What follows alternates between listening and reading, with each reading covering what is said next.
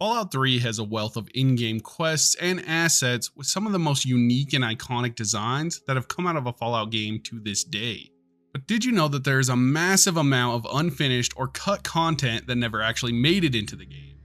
Most of this stuff is found in the in-game files, and even some of it can still be accessed using console commands. Today, we focus on Fallout 3, but in the near future, I'll be going through New Vegas and 4. So please, make sure you like this video and subscribe so you don't miss out on those in the future. Like I said earlier, there are a ton of things that didn't make it past the cutting room floor, so I'm going to be going through these quick for you guys. If I missed anything, leave it in the comments below because I'd love to hear about it. Let's start with cut quests. Infiltration is a primary quest in Fallout 3 that was ultimately removed from the game's final release. Although the quest stages remain within the game files, no further content seems to exist for this mission. In this quest, the player character was intended to access Rivet City via an underwater hatch, retrieve the energy source for the prototype, and deliver it to Scribe Rothschild at the Citadel.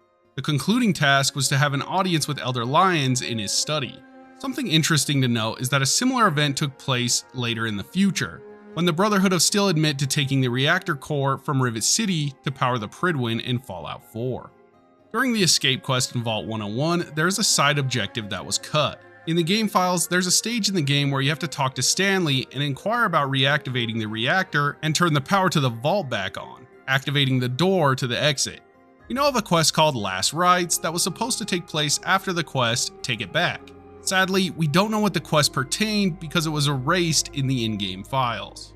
An additional quest stage was planned for the Wasteland Survival Guide. The player's task would have been to print the books at Hubris Comics and bring them back to Moira, who was actually named Leah initially. This was part of completing the final chapter. This makes Moira's comment in the release game about the player's cynicism in assuming she would ask for such a dangerous task even more ironic.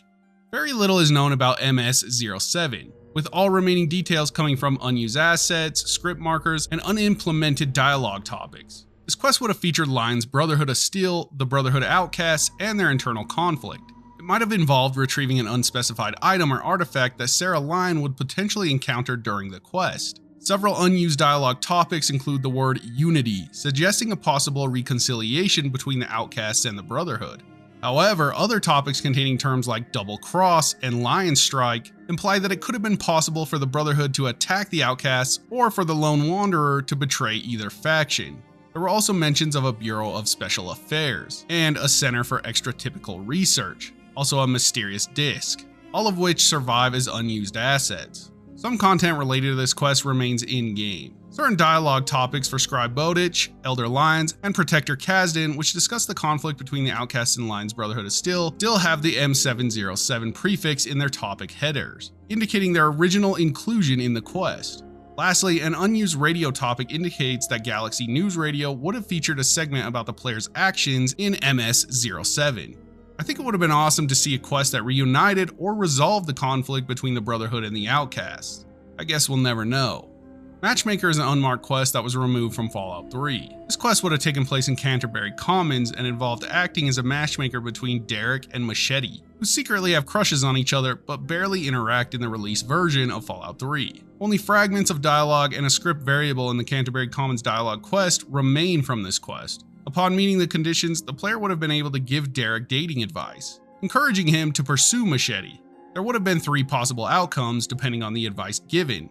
A good outcome where Derek is nervous, but Machete agrees to a date. A smooth outcome where Derek is charismatic and Machete agrees. And a bad outcome where Derek angers Machete, leading to her rejecting him. Similar to geomapping with Riley, where you discover locations on your map and return to her to give her the data in exchange for caps, there was a free-form mission to do the exact same thing for Knight Captain Gallows in the Brotherhood of Steel. And that does it for the quests. I'm sure there are loads more that we have no clue about that the developers discussed during the creation process. If only we could have been flies on the wall. Let's move on. There was a cut radio station called the Tenpenny Tower Radio. Alistair Tenpenny was to be the host, and some of his dialogue for the radio actually made it into the in-game files. I'll play some for you guys, but if you want to hear all of them, I'll leave it in a link below. Thank you for listening to Tenpenny Tower Radio Service, brought to you by Alistair Tenpenny. This is Tenpenny Tower Radio. The poor man wishes for prosperity. The rich man makes his own. Never wonder for a moment if you're worthy of the benefits you possess. Rather wonder always if you have utilized them to their fullest. The poor man wonders why he is poor. The rich man knows why he is rich. Now we have some cut characters. Most of them have no background as they didn't really make it into the game, but there is some interesting stuff here. Specialist Aberdeen was meant to be a Brotherhood of Steel outcast. NPCs named Caravan Traders were meant to appear in Canterbury Commons. Tuck Johnson and Karen Johnson were meant to be another family that you meet in the town of Andale. Little Toe was meant to be a character that was involved with the Replicated Man quest. Lucy West's father, Davis, was once meant to be alive in Arafu. Paladin Northup was meant to be part of Paladin Bishop's team and their mission. You showed up at a bad time, stranger. This position is being overrun. I suggest that you head out of here while the muties are focused on us. What does it look like? We're fighting a losing battle. That's what's happening. They just keep coming. We haven't slept in days. Every couple of hours, more show up. We were looking for Fat Man ammo. One of the scribes found a reference to a storage box and some old documents. We found the box all right, and the key. But then the mutants showed up. If I didn't know better, I'd swear that this was a trap. But the only way that those mutants will lay a hand on this key is over my cold, dead body. We will not give up this position, and the mutants show no sign of slowing down. The best thing you can do is eliminate any mutants you find. I have no reward to offer you but my thanks. John Malaeus, the chief scientist of Vault 92, could be found as an NPC in the game files. Who knows what they had planned for this guy? Rock Crick hunters were generic NPCs that would talk about Yao Guai hunting, and they would even point out Yao Guai dens to you. Stacy here has a bit more background info than her counterparts. She was probably very close to completion and addition. Stacy and another girl named Caps worked together guarding the front gate of Little Lamplight. Caps looked after Stacy and enjoyed their time on duty, especially appreciating Stacy's sense of humor. Stacy would often search for hats to give to Caps, contributing to her friend's nickname. One day, while Stacy was away from her post during her shift, raiders attacked and killed Caps. Stacy then blames herself for what happened and has since taken on the role of the sole front gate guard. Trigger, another character meant to be part of the Replicated Man quest, and he would have interacted with the cut character Little Toe. Mr. Burke does not exist in the Japanese version of the game and is technically considered cut content in that version. This was done with respect to sensitivity surrounding nuclear weapons due to the nuclear attacks on Japan during World War II.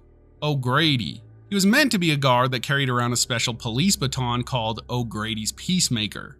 Now on to some creatures, and only 2 didn't make the final cut. Clancy, who was a special centaur, we have no further information on him, and Mr. Mulberry, who was a cut Mr. Handy, which was set to appear in Megaton. He would have been a non-hostile character, but he only has 2 generic dialogue lines.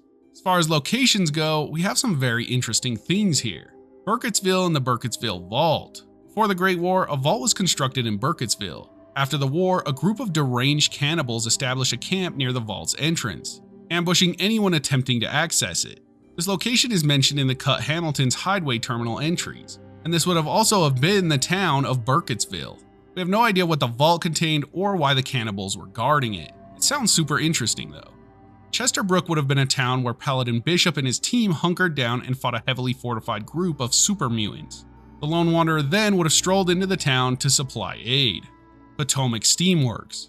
Located near Rivet City, the Potomac Steamworks was designed to include a series of underground tunnels and sewers. Access would have been possible through 2 non-functioning entrances, a combination of a ladder or a manhole and a door. The only loot available would have been found on the bodies of resident feral ghouls. Vault 100. Sadly, we have no information on where this vault was going to be located and what the experiment was going to be.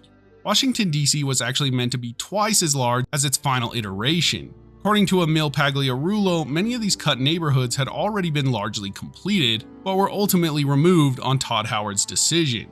That includes Adams Morgan, Alexandria, Annandale, Buzzard Point, Crystal City, Freedom Street, Holmes Run, Jefferson District, Langley Oaks, Monticello Park, Rock Creek Estates, Seven Corners, and Southwest Waterfront.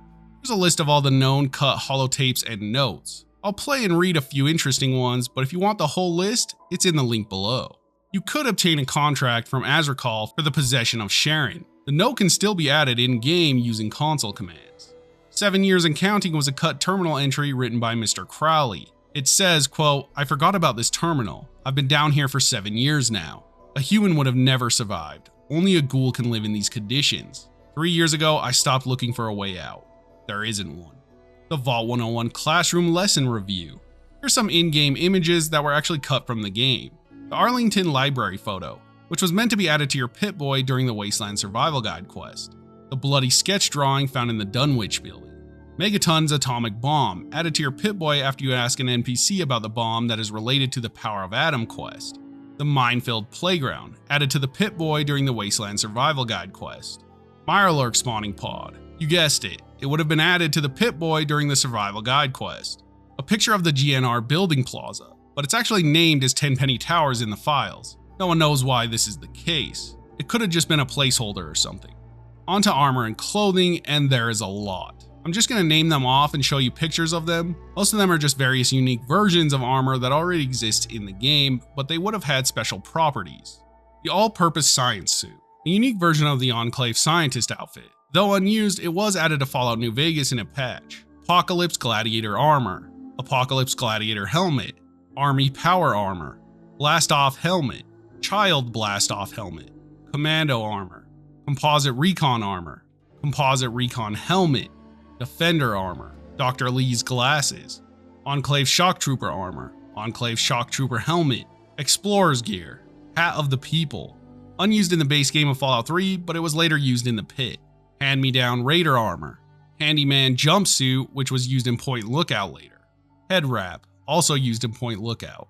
Highway Scar armor, Lab goggles, Makeshift gas mask, Oasis Exile hood, Outcast Recon armor, Power suit armor, Pyro helmet, Road Rascal leather armor, Robo Thor armor, Robo Thor helmet, Sharp dressed Raiders armor, Shell shocked combat armor, Shell shock combat helmet, sleepwear, surgical mask, Tenpenny security helmet, Tesla resonance armor, the Devil's pigtails, the Peepers, Vault 87 jumpsuit, Vault 92 jumpsuit, and Wastelander's gear. We're gonna do the same for weapons. The baseball, it was actually used as a player weapon at one point. Black Bart's Bane, which is a BB gun. Breaker, a nail board. Clover's Cleaver, a Chinese officer's sword. The Cryo Grenade, which was actually re-added in Mothership Zeta. The Cryo Mine, the same thing. The Cryolator. The Curse Breaker, a baseball bat. The Discharge Hammer, a super sledge. The Excalibat, a baseball bat. The Grenade Launcher, a combat shotgun. Law Dog, a 32 pistol. Lightning Gun, a laser rifle. Love Tap, which were brass knuckles. The Mirelurk Bait Grenade. O'Grady's Peacemaker, which was a police baton. Paw's Fishing Aid, a double-barrel shotgun. The Smoke Grenade, which was a frag grenade. Spanner, which was a wrench. And Wanda, which was an assault rifle. The super stim pack that literally exists in every other Fallout game was meant to be here as well, but also never made it. Ant resin was cut, but later added into New Vegas. The Great House of Laud, or LOD, I don't know which one. It was a miscellaneous item that had a picture of a ruined book. Who knows what this was supposed to be? Here's a bunch more miscellaneous items that never made it. The Big Book of Science, Constitution of the United States, the Emancipation Proclamation, Monroe Doctrine, U.S. Declaration of War on China, the U.S. Declaration of War on Germany, a control collar, an empty sap container, the Gettysburg Address, Motivational Secrets of the Stars, the Survival Guide manuscript, the actual Wasteland Survival Guide, and a Your Special book that would be found after the events of Vault 101. Here's some textures for items. These are pretty cool. A cut first aid kit, an unused baseball bat texture, 44 caliber centerfire, a lighter used for igniting Molotov cocktails, fly meat, fresh apples, a clean texture for stim packs, liquid nitrogen canisters, coolant component, the base game version of the cryo grenades and the base game version of the cryo mines, the Cryolator, Molotov cocktails, Nuka cocktail, Tranquility Lane chandelier, and a disc that was related to the cut quest MS-07. Here we have a bunch of skills and effects that actually never made it into the game. Throwing is a skill from the first two Fallout games. Pip-Boy images for this skill exist in the game's texture files. The image intended for its skill icon was later used in Fallout New Vegas for the Heave-Ho perk. Atomization, an unused critical kill effect for mini-nuke weapons, similar to disintegration or gooification. The victims would have been engulfed in green particles and glows. Better Rivet City prices, which would have increased your barter by 15, which was related to the Wasteland Survival Guide quest. EMP Disable, similar to a pulse grenade effect on susceptible targets. Kamikaze would have increased your AP by 10 and reduced your DR by 20, based on the trait from Fallout 1 and 2, and it would have been a perk in Fallout 3. The Life Giver perk would have had a second and a third rank. Poison, which was internally called Death Claw Poison. Death Claws cannot actually inflict poison in the final game. Thank God. An effect called Rad Poisoning, which they internally called Nuka-Lurk Attack. RL3 Survive, which increased your DR by 10 in 3 stages.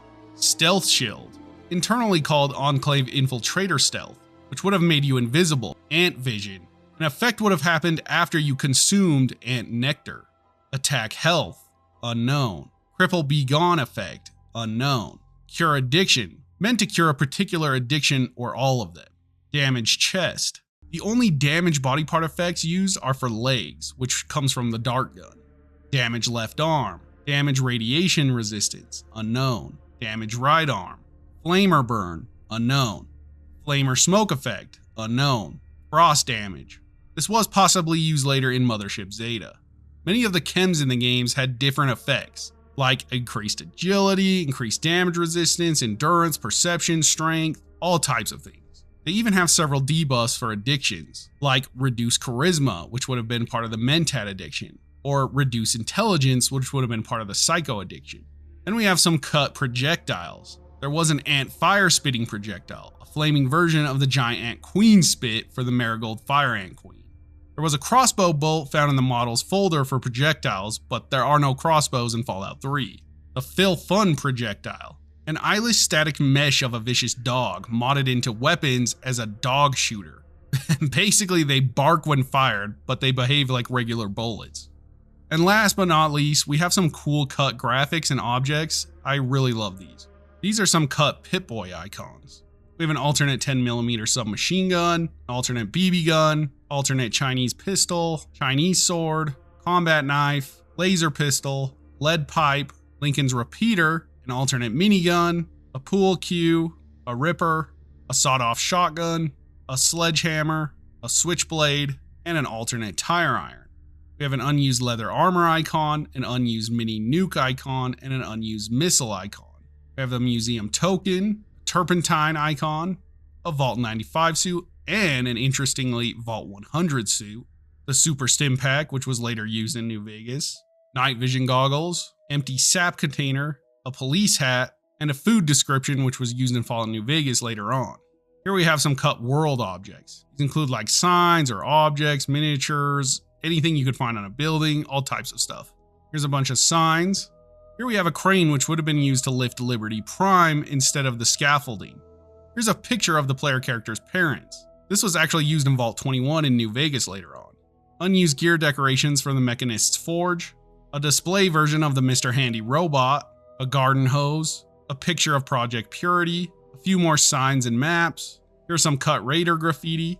Here's a photo of Tranquility Lane, a recycler according to its file name, an unused high-resolution TV, the Emancipation Proclamation, the Crystal City Metro sign and the Flooded Metro sign, a satellite photo of the Capital Wasteland, an unused model. It has no entry, but I think it's a mower because in this other picture this is titled a post-war mower, a remote control for the mower, Our Lady of Hope Hospital sign, a pristine school desk, some more street signs, and a very early on loading screen. Then we have some cut Vault Boy stat images. The unused light step perk graphic in Fallout 3 actually uses mines instead of bear traps. Carry weight, melee damage, damage resistance, poison resistance, hit points, healing rate, critical chance, and action points. This is all the cut content from the base game. The add-ons have a bit more, and we can get into those in a later video. If you watched this far, then I want to thank you. It really means a lot. Like I said earlier, subscribe so you don't miss out on future Bethesda and RPG content. Also, if you liked the video, that would help us out a lot. If you want to follow me on Twitter, there's a link in the description. Thank you guys for watching. Have a great week. I'll see you in the next.